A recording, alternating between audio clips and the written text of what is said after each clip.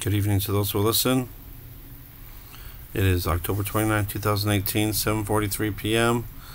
And I got this letter in the mail today. I didn't know about it till later because I didn't feel good and I was just sleeping. But if you remember this whole situation, I got the lawyer involved. The lawyer talked to Section 8, and Section 8 said that they agreed that they would move me to a new apartment if the apartment complex agreed to terminate the lease.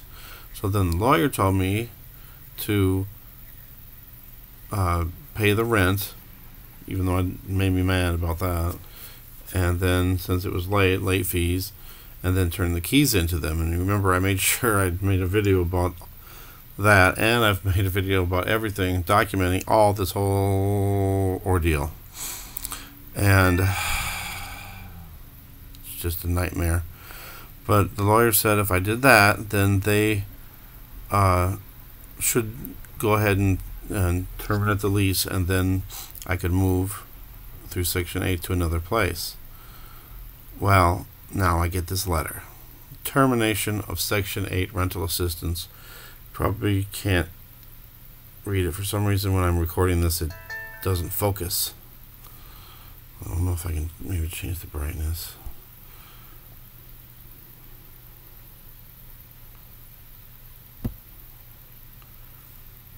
Oh, a little bit better maybe. But I'll go ahead and read it anyway. In accordance with section blah blah blah of the Code of Federal Regulations, I'll have to look that one up too. Your participation in the Section 8 rental assistance program is terminated effective immediately. Your participation is terminated for violating family obligations under the program. Really? Specifically, you've vacated the unit being assisted without informing our office. Really? I informed them how many times? It had to have been over 20 times. Told them I was leaving. I couldn't stay there. I couldn't breathe. You know, my health was terrible. And then you also failed to obtain a Section 8 voucher before moving. Well, we were still in the process of doing that. On October 16, 2018, I received a fax from my lawyer with information stating to contact him regarding this issue. I did call him and explain that I inspected the unit and did not see any evidence of mold, nor did my coworker, who was also certified in HQS inspections. And I have documented so much mold in that apartment, it's unbelievable. And a lot of it I didn't see until later on when I was moving out. There was also a letter from your nurse. Wait, where did I leave off? Make sure I explained to him that Cross Creek would not agree to rescind your lease in order to move. There was also a letter from your nurse practitioner stating, in her opinion, you needed to move. I don't believe she has been to the unit to make that determination. Really?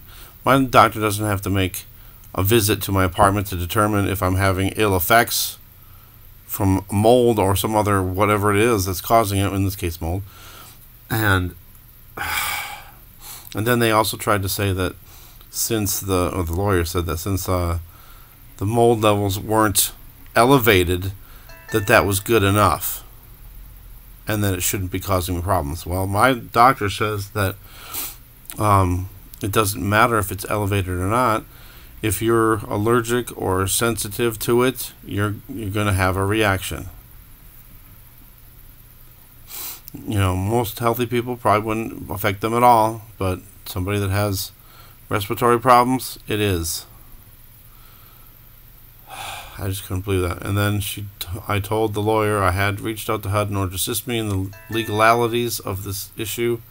HUD stated the only reason we would give you a voucher to move is if the unit had failed inspection, which it had not.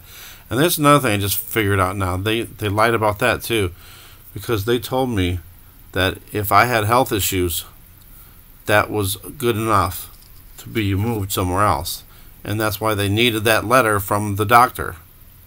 But now it's like, oh, that doctor's notice means nothing. And then October 22nd, 2018, I received notification from Cross Creek that you were not living in your unit and had turned your keys in on October 18th. 2018, which I did because that's what the lawyer said to do in order to get this thing resolved.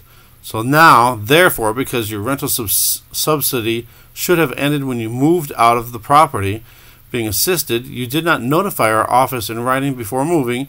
You did not contact our office to be issued a voucher for the Section 8 rental assistance program is terminated, effective immediately. And then it goes on, you may appeal. Really? So I did everything the lawyer told me to do in order to make sure I did everything legally to keep Section 8. And Section 8 says that by doing that, that's what terminated the voucher program.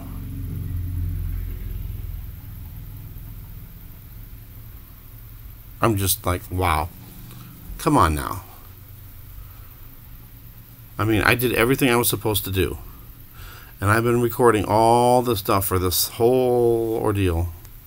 And I have so much evidence. And I just don't get it. And now the lawyer doesn't think I have much of a chance. And I'm like, so I just lose everything because I had to move out for health reasons? I just think this is really a bunch of BS. It's not right.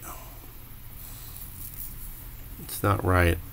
And, you know, why would anybody make up a health situation to move out of a place when I went through 2.5 years of waiting to get on Section 8, had to do a year in Colorado before I could even move in the first place, and then I'm going to make up a health issue to get out of a place when I begged them over and over, please just move me to a different apartment, and they kept refusing.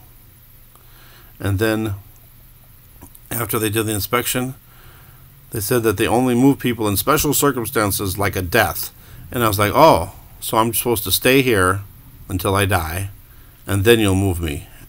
You'll move my dead body to a new place. We didn't say that. Well, you insinuated it. Come on. Because that's what you wanted me to do. There's nothing wrong with the apartment, so you can stay there and live. Well, guess what? I kept getting sick and sick and over.